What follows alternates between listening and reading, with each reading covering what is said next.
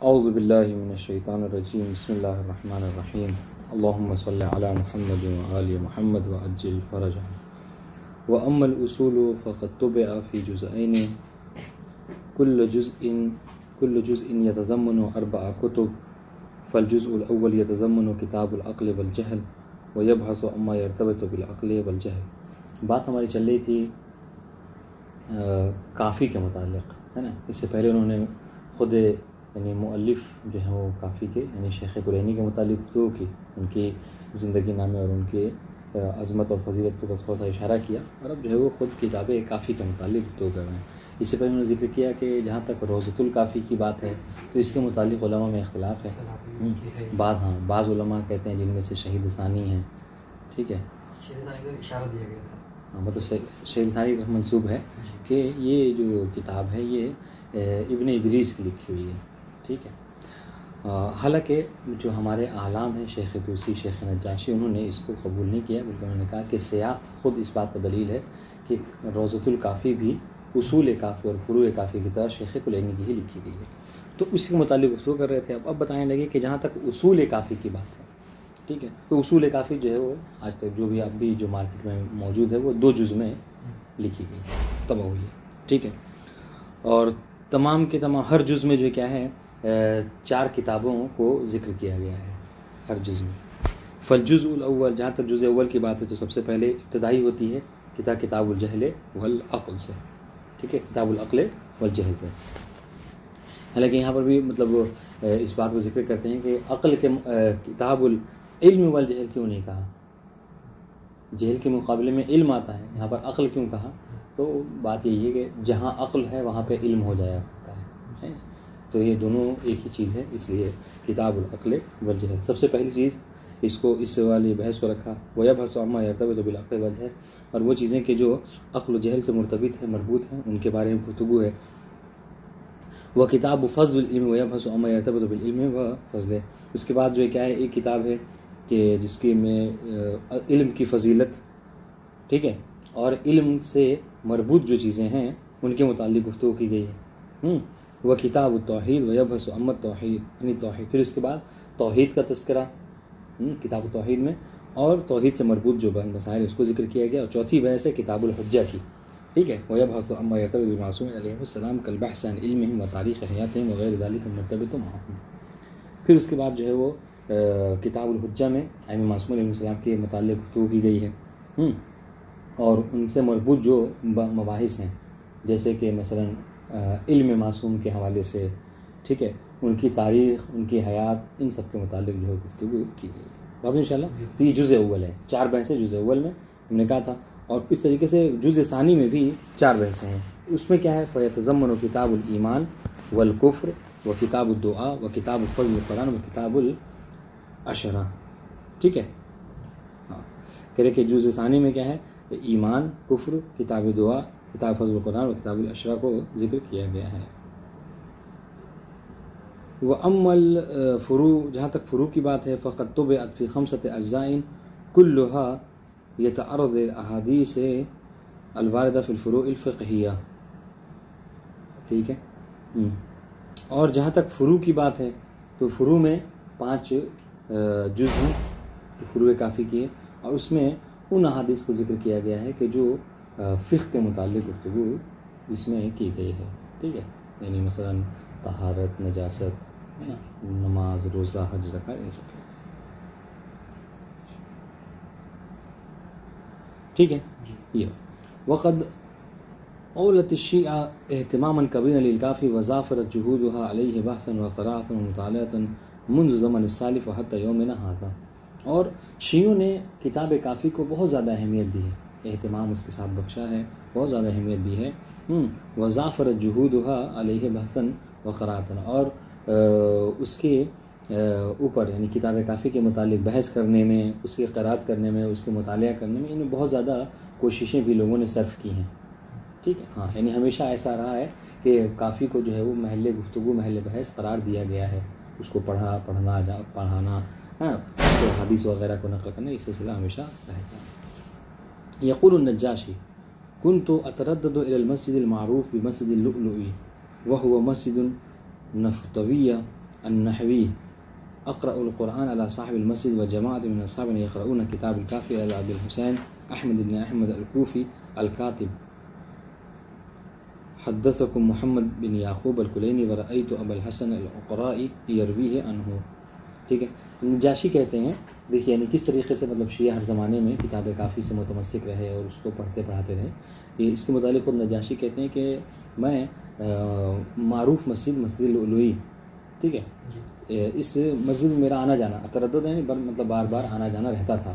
تو جب بھی میں اس میں آتا جاتا رہتا تھا یہ مسجد وہ مسجد نفتوی النحوی، ٹھیک ہے، اقرأ القرآن علی صاحب المسجد، یعنی نحو کے متعلق جو اس میں بحث وغیرہ ہوتی تھی، نحو کے حوالے سے مشہور مسجد تھی، اس میں قرآن وغیرہ پڑھا کرتا تھا. ٹھیک ہے. وجماعۃ من اصحابنا یقرؤون کتاب الکافی، اور سنیے، اور حالانکہ بعض جو شیعہ ہیں وہ کیا کرتے تھے، وہ کتاب کافی کو قرأت کرتے تھے، اس کو پڑھا کرتے تھے. کس کے اوپر؟ ایک عالم دین ابی الحسن احمد ابن احمد الکوفی کے اوپر. الکاتب، ہاں، جو کہ کاتب تھے، احمد الکوفی الکاتب مشہور تھے اس سے. حدثکم، اور کہا کرتے تھے کہ حدثکم محمد بن یعقوب الکلینی، ٹھیک ہے، ہاں، کلینی سے روایت کرتے تھے. ورأیت ابا الحسن العقرائی یرویہ عنہ، اور ابو الحسن عقرائی کو میں نے دیکھا کہ وہ ان سے روایت کیا کرتے تھے. تو کہنے کا مطلب اس بات کا مقصد کیا ہے؟ مقصد یہ بتانا ہے کہ ہم نے دیکھا ہے کہ کتاب کافی ابتدا سے ہی، ٹھیک ہے، لوگوں کے درمیان میں جو ہے وہ پڑھائی جاتی رہی ہے. تو یہ اس کی اہمیت. اس طرح وہ مجموع احادیث الکافی علی ما قیل یزید علی مجموع احادیث الصحاح ستۃ العامہ، جیسا کہ یہ مشہور بھی ہے کہ ہماری 4 کتابیں تو چھوڑیے، صرف کافی میں جتنی روایتیں ہیں اتنی روایت اس سے وہ کہیں زیادہ ہیں ان روایتوں سے کہ جو صحاح ستہ میں موجود ہیں. یہ صحاح ستہ میں جتنی روایتیں ہیں ان سے زیادہ فقط کافی میں ہیں. جی کتنی؟ فإن مجموع احادیث الکافی 16,199، ٹھیک ہے. کافی میں کتنی حدیثیں ہیں؟ 16,199 صرف کتاب کافی میں ہیں، یعنی پورا مطلب اصول کافی، فروع کافی، پوری کتاب. جی. بینما مجموع احادیث الصحاح 9,483، جبکہ پوری صحاح ستہ کو اگر دیکھا جائے تو اس میں کتنی حدیثیں ہیں؟ 9,483 حدیثیں ہیں. ٹھیک ہے. تو مطلب لگ بھگ جو ہے وہ کتنے کا؟ 6,500 کا فرق ہے. 6,500 حدیث. ومن هنا تتجلى لنا عظمت الکتاب المذکور ومدى الاعتعاب التي بذلها مؤلفه. یہی سے آپ اندازہ لگائیے اس کتاب کی عظمت کا. کتاب کافی جو کتنی عظیم ہے، 16,000 سے زیادہ اس میں معصومین کی حدیثیں ہیں. ٹھیک ہے. اور اس بات کا بھی اندازہ لگائیے کہ اس کے مؤلف نے کتنی زحمتیں کی ہوں گی اس کو جمع کرنے میں. ٹھیک. یہی تھوڑی 20 سال جو ہے یہ کتاب کو لکھے تھے. جزا اللہ علی تلک الجہود خیر ما یجزی بہ عبادہ الصالحین. خداوند عالم انہیں جزائے خیر دے. ٹھیک. نقاط اربعہ. اسی لیے مطلب یہاں پہ بعض علماء کہتے ہیں کہ ضروری نہیں ہے کہ انسان، بعض لوگ ہوتا ہے دیکھا ہوگا آپ نے، مطلب پڑھتے پڑھاتے کچھ نہیں ہے، بس یہ کہ ان کا مقصد ہوتا ہے کچھ ہمارے ساتھ منسوب ہو جائے، لہذا وہ تحقیق ہو نہ ہو بس یوں ہی لکھنا شروع کر دیتے ہیں. کہ اس کی مذمت کی گئی ہے. بہتر یہ ہے کہ انسان پہلے پڑھ لے، ٹھیک ہے، پہلے اس کے بعد سے جو ہے جو لکھے مطلب ایسا لکھے چاہے وہ زندگی میں ایک ہی کتاب کیوں نہ لکھے، جو لکھ دے وہ سمجھ میں آئے کہ ہاں صاحب کتاب نے اسے محنت کی ہے. جیسے حالانکہ ان کی کتاب نہیں ہے علامہ امینی کی، غدیر کے علاوہ بہت سی کتابیں ہیں، مگر جو کتاب جو غدیر انہوں نے محنت کی ہیں. جی ہاں بالکل، سارا سفر بھی کیا. نقاط اربعہ. ٹھیک ہے. هناك عدة أبحاث ترتبط بكتاب الكافي نختار 4 منها. اور بعض بحثیں ہیں کہ جو کتاب کافی سے مربوط ہیں ہم ان میں سے 4 کو اختیار کرتے ہیں. سنیے گا. لگ بھگ اس جیسی بحث جو ہے اس سے پہلے گزر چکی ہے. سب سے پہلی بحث، ان بعض اصحاب الائمہ سجل الاحادیث التي سمعها منهم علیہم السلام فی کراریس بلغ عددها 400 کراسا سمیت بعد ذلك بالاصول الاربعہ. وقد عمد الکلینی والصدوق الطوسی إلى تلك الأصول وبوبوها إلى أبواب معينة ووزعوا كل حديث في بابه المناسب وبذلوا في هذا المجال جهودا لا تثمن وبرزت نتیجة تلك الجهود الكتب الأربعة المتداولة بأيدينا اليوم وهي الكافي ومن لاحظ الفقه والتهذيب والاستبصار. ٹھیک ہے کہ بعض اصحاب معصومین علیہم السلام نے ٹھیک ہے ان احادیث کو لکھنا شروع کیا کہ جو ائمہ معصومین علیہم السلام سے سنتے تھے.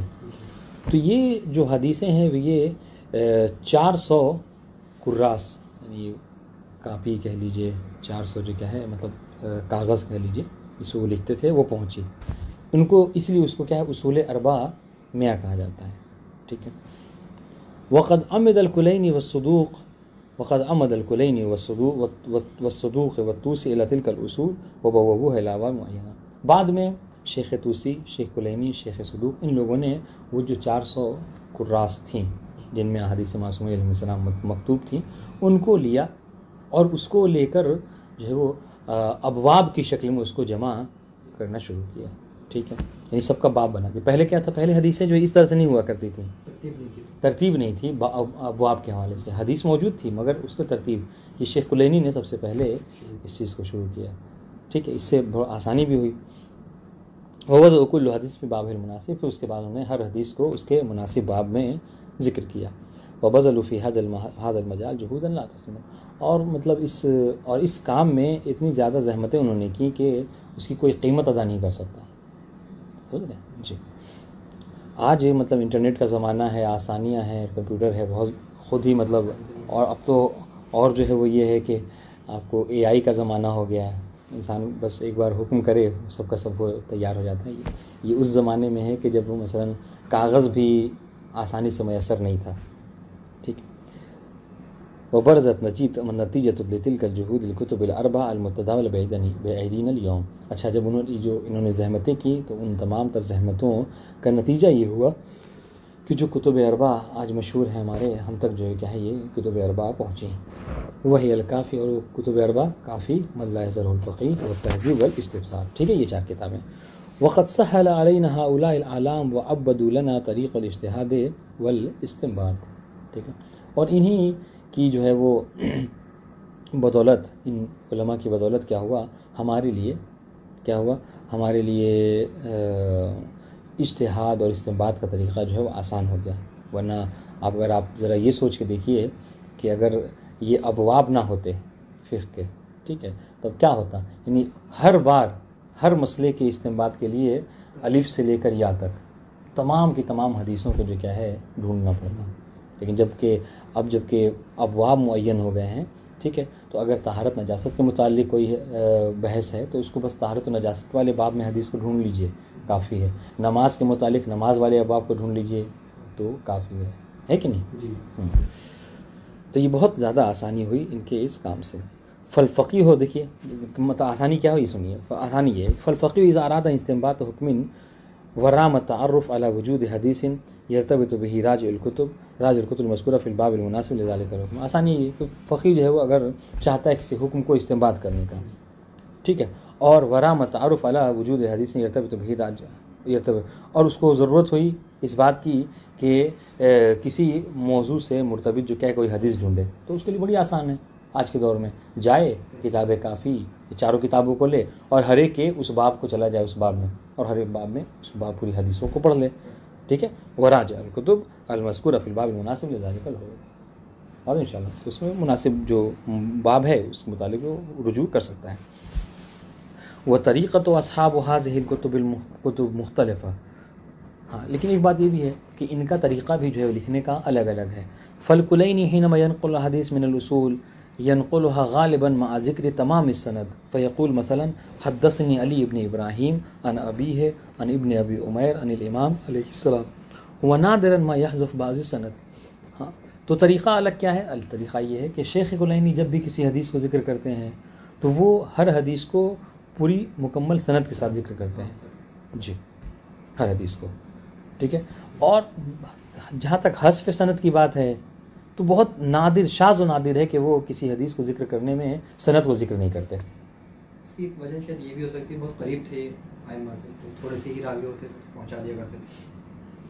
نہیں، اس طریقے سے شیخ صدوق بھی قریب تھے. اگر یہ بات رہی تو شیخ صدوق میں اور شیخ کلینی میں بھی فاصلہ زیادہ نہیں ہے، کوئی فاصلہ نہیں سمجھ لیجیے آپ. جیسے ان کی ہم نے ولادت پڑھی تھی کل، وہ وفات ان کی شیخ کلینی کی، جی ان کی 328-29 ان کی جو وہ ہے ولادت شیخ مفید کی 339 یا 40 سے کچھ ہے، بہت قریب ہے، وہی تو جی بالکل، کیوں نہیں، واضح انشاءاللہ جی۔ تو شیخ کلینی کا طریقہ کیا ہے کہ جب بھی کسی حدیث کو ذکر کرتے ہیں تو سند کو حذف نہیں کرتے بلکہ سند کو ذکر کرتے ہیں، اس کی مثال انہوں نے دی ہے مثلا، ٹھیک ہے۔ نعم قد يحذف بعض السند اعتمادا على السند السابق وهو ما يصطلح عليه بالتعلیق وهذا امر متداول لديه قدس سره۔ ہاں یہ ہوتا ہے کہ کبھی کبھی جب ایک ہی سند سے 2-3 حدیثوں کو ذکر کرنا ہو تو پھر اس وقت سند کو ذکر نہیں کرتے، بلکہ کیا ہے، بلکہ اسی سند کی طرف جو کیا ہے اس کو پلٹا دیتے ہیں، اور یہ طریقہ جو ہے کیا مشہور ہے آج بھی، ہم بھی مطلب یہ عقلائی بات بھی ہے، ایک ہی بات کو ذکر کرنا، ہر بار سند کو ذکر کرنا مطلب کیا ہے، ٹائم زیادہ لگے گا اور زیادہ روشنائی اور قلم وغیرہ یہ سب پہلے زمانے میں، اب آج نہیں ہے، پہلے اس کی بہت زیادہ اہمیت ہوا کرتی تھی، ہے نا۔ تو بہرحال اس میں تو کوئی مشکل نہیں ہے، اور اس کو تعلیق کہتے ہیں، ٹھیک۔ ولتوضیح ذلك نذكر المثال التالي المذكور في الفروع جلد 4 صفحہ 176 يقول قدس سره۔ کہہ رہے کہ اس مسئلے کی توضیح کے لیے ہم مثال دیتے ہیں کہ کیسے شیخ کلینی نے ایسا کیا ہے۔ سنیے، سب سے پہلی بات، عدۃ من اصحابنا عن سہل بن زیاد عن الحسن بن محبوب عن عمر بن یزید قال قلت لابی عبداللہ علیہ السلام، ٹھیک ہے، یہ سند ذکر کیا۔ 2 نمبر، سہل بن زیاد عن احمد بن محمد عن داود بن سرحان عن ابی عبداللہ علیہ السلام، دوسری سند۔ نحن نعرف من خلال مراجعتنا ان الكليني لا يروي عن سهل مباشرة، فلا بد ان يكون ابتداء سند في الحديث الثاني بسهل، وهو من باب الاعتماد والتعليق على السند السابق، فكأنه يريد ان يقول انا اروى الحديث الثاني عن عدة من اصحابنا عن سهل بيد انه حذف كلمة العدة من باب الاعتماد على السند السابق، ٹھیک ہے۔ اب اس کی مثال دیں، جس سے کیا ہے وہ یہ کہ سہل ابن زیاد سے ڈائریکٹ حدیث شیخ کلینی ذکر نہیں کرتے، تو پہلے والے میں دیکھیے، پہلے والے انہوں نے کیا، عدۃ من اصحابنا، اس کے بعد عن سہل ابن زیاد، ٹھیک ہے، اور پھر اس کے بعد آخر تک سلسلہ ذکر کیا۔ اور ہم اس بات کو جانتے ہیں کہ سہل ابن زیاد تک شیخ کلینی کا بھی ڈائریکٹ حدیث ہے، اس کے فاصلے زمنی ہے، تو سہل ابن، تو پہلی والے میں عدۃ من اصحابنا ذکر کیا، اور یہ عدۃ من اصحابنا کون ہے، یہ شیخ کلینی کا مشہور ہے کہ ہاں کہ یہ ہم اس بارے میں پڑھ چکے ہیں۔ دوسرے والے میں کیا ہے، ڈائریکٹ انہوں نے کیا کیا، عن سہل ابن زیاد، عدۃ من اصحابنا کو حذف کر دیا، کیوں کہ یہی تعلیق ہے، یہی تعلیق ہے، کیوں، اسی کہ ہم جب اس سے پہلے ذکر کر چکے ہیں کہ سہل ابن زیاد سے سب ہم ڈائریکٹ کرتے ہی نہیں ہیں، اور اس کے بعد ہم عدۃ من اصحابنا ذکر کر چکے ہیں، تو پھر بار بار ہم عدۃ من اصحابنا کیوں کہیں، یہ ہے تعلیق۔ یہ پوری بحث کا خلاصہ یہی ہے، دیکھیں، نحن نعرف من خلال مراجعتنا للکلینی، ہم جب کلینی کی کتاب کا مراجعہ کرتے ہیں تو ہمیں یہ بات جو ہے کیا ہے ملتی ہے کہ ان الکلینی لا یروی عن سہل مباشرۃ، سہل ابن زیاد سے ڈائریکٹ جو حدیث وہ نقل نہیں کرتے، فلا بد ان یکون ابتداء سند فی الحدیث الثانی بسہل، ٹھیک ہے۔ اب انہوں نے دوسری حدیث کو جو ڈائریکٹ سہل سے شروع کیا ہے وہ کس باب سے ہے، وہ اس باب سے انہوں نے ایسا شروع کیا ہے کہ من باب الاعتماد والتعلیق، چونکہ انہوں نے پہلی والی سند پہ کیا ہے تعلیق کیا، پہلی والی سند پہ کیا ہے اعتماد کیا، ٹھیک ہے جی۔ فکان یرید ان یقول، گویا کہ وہ یہ کہنا چاہ رہے ہوں، وہ یہ کہ انا اروی الحدیث الثانی عن عدۃ من اصحابنا عن سہل، میں دوسری والی حدیث کو بھی عدۃ من اصحابنا اور پھر سہل سے نقل کرتا ہوں، مگر یہ کہ میں نے عدۃ من اصحابنا کو ذکر نہیں کیا، بیدا یعنی غیر انہ حذف کلمۃ العدۃ من باب الاعتماد علی السند السابق، واضح انشاءاللہ، ہاں۔ وهذا امر قد يخفى على المبتدئ فيتخيل ان الكلینی يروي عن سهل وان سهل من مشايخ الكلینی، اور یہ ایک ایسی بات ہے کہ اگر اس کو ہم نہیں مطلب مثال توضیح دیتے تو ہو سکتا ہے جو مبتدی طالب علم ہے جو پہلی بار کافی وغیرہ کو پڑھ رہا ہے تو اس پر یہ بات مخفی رہ جاتی، وہ یہ سمجھتا کہ سہل جو کیا ہے مشائخ شیخ کلینی میں سے ہے اور شیخ کلینی سہل سے ڈائریکٹ حدیث نقل کرتے ہیں، حالانکہ ایسا نہیں ہے، سہل ابن زیاد مشائخ کلینی میں سے نہیں ہے، تو پھر ڈائریکٹ کہنا یہ کیا ہے، یہ اعتماد ہے، من باب اعتماد ہے، واضح انشاءاللہ۔ وقد يروي بعض الاحيان عن سهل مباشرة ومن دون تعلیق على السند السابق كما في الفروع جلد 3 صفحہ 154 155 165، ٹھیک ہے۔ کبھی کبھی جو کیا ہے بنا تعلیق کے بھی مباشرتاً سہل ابن زیاد سے نقل کرتے ہیں، لیکن وہاں پر بھی ہم کو وہی فرض کرنا ہوگا، ٹھیک ہے۔ إذا اطمئن صاحبنا. وفي مثل هذه الحالة يكون الحديث غير معتبر من حيث السند لعدم معرفة الواسطة بين الكلين وسهل إلا إذا حصل اطمینان بأن نفس الواسطة التي تذكرها في سائر الموارد. ہاں تو یہاں پر دو راستے ہیں. کبھی کبھی ڈائریکٹ وہ ذکر کر دیتے ہیں اور تعلیق وغیرہ نہیں ہے, اس سے پہلے چونکہ دوسری حدیث ہے, تو وہاں پر دو راستے ہیں آپ کے اوپر. یا تو اگر آپ کے دل کو اطمینان ہو گیا کہ یہ واسطہ اگرچہ انہوں نے نہیں ذکر کیا ہے لیکن واسطہ وہی عدۃ من اصحابنا والا ہے, تو پھر تو ٹھیک ہے. وہ اللہ کیا ہے؟ وہ اللہ یہ کہ یہ حدیث جو کیا ہے سند کے اعتبار سے معتبر نہیں ہے. واضح انشاءاللہ. تو یہ کیسے معلوم ہوگا؟ دو طریقے ہوتے ہیں کہ یہی کہ میں وہی عدۃ من اصحابہ والی بات ہے, یہ سند کے اعتبار سے اعتبار نہیں ہے. جی اس میں کیسے معلوم ہوگا؟ اطمینان ہو جائے گا مثلا قرینے وغیرہ سے. اس حدیث کو مثلا کیا ہے شیخ صدوق نے بھی قرینے کے ساتھ ذکر کیا, ملا لیں گے مثلا, سمجھ رہے ہیں کہ اسی حدیث کو شیخ صدوق نے کیا ہے مثلا اس کے لیے وہ ذکر کیے ہیں سند کو, اسی حدیث کو, تو اس سے ہو سکتا ہے. یا شیخ طوسی نے سند کو ذکر کیا ہے تو ہو سکتا ہے کہ چونکہ ایک ہی حدیث کو کئی علماء ذکر کر رہے ہیں تو یوں ہی تو غلط نہیں ہو سکتا. تو اگر کسی قرینے وغیرہ سے ہمیں اطمینان ہو گیا, قرینہ مطلب ٹھیک ہے, تو ٹھیک ہے, صحیح ہے. وہ اللہ پھر وہ سند کے اعتبار سے ضعیف ہوگی, چونکہ یہاں پر اس سے پہلے انہوں نے سند بھی ذکر نہیں کی ہے. ذکر کرتے ہیں. جی یہ بہت نادر ہے, شاذ و نادر کہہ رہے ہیں اس کو. وما ذکرہ فی سہل وحذف الواسطہ هو من باب المثال والا فقد ناثر علی نظائر له وامثلۃ اخرى. کہہ رہے کہ ہم نے جو ذکر کیا ہے سہل کے متعلق, یہ اور اس کے واسطے کو حذف کرنے کے متعلق یہ من باب مثال تھا, ہے نہیں, یعنی اس کے علاوہ بھی اور بہت سے لوگوں کے درمیان کے حوالے سے یہ طریقہ ان کا مل جائے گا, مگر ہم نے مثال کے طور پر اس کا ذکر کیا ہے.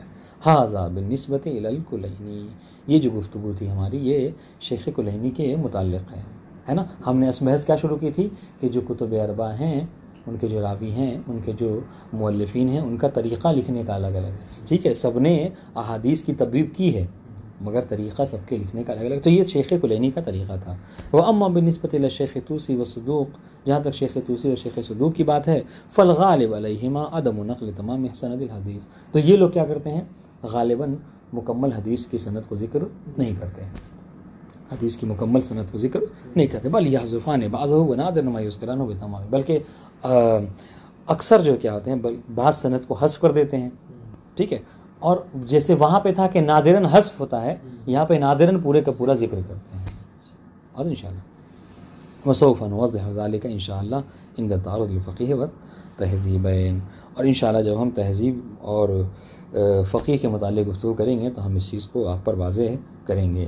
واضح انشاءاللہ. اچھا, اس کی ایک وجہ یہ بھی ہو سکتی ہے کہ ایسا کیوں ہے, ایسا اس وجہ سے بھی کہتے تھے کہ چونکہ شیخ صدوق ہیں, شیخ طوسی یہ بعد کے ہیں, ہے نا, اب اسی حدیث کو شیخ کلینی ذکر کر چکے ہیں, تو پھر کیا مطلب وہ ہے کہ بار بار اسی حدیث سند کو ذکر کریں. شاید اس باب سے انہوں نے حذف کر دیا, یا پھر آخر میں انہوں نے مشیخہ بھی اپنے لکھ رکھا ہے نا, تو اس کی کوئی ضرورت نہیں بنتی کہ جب مشیخہ مطلب خاص طور سے مطلب ہر کتاب میں اتنی مشیخہ کے سلسلے کو ذکر کیا, تو پھر الگ سے ذکر کرنے کا مطلب ہے کہ پھر مشیخہ کی ضرورت نہیں تھی. شیخ صدوق نے بھی ذکر کیا مشیخہ کو ذکر کیا. شیخ مفید اور شیخ طوسی کا ایک ہی طریقہ ہوا, شیخ طوسی اور شیخ صدوق کا. ٹھیک. والسلام علیکم ورحمۃ اللہ وبرکاتہ.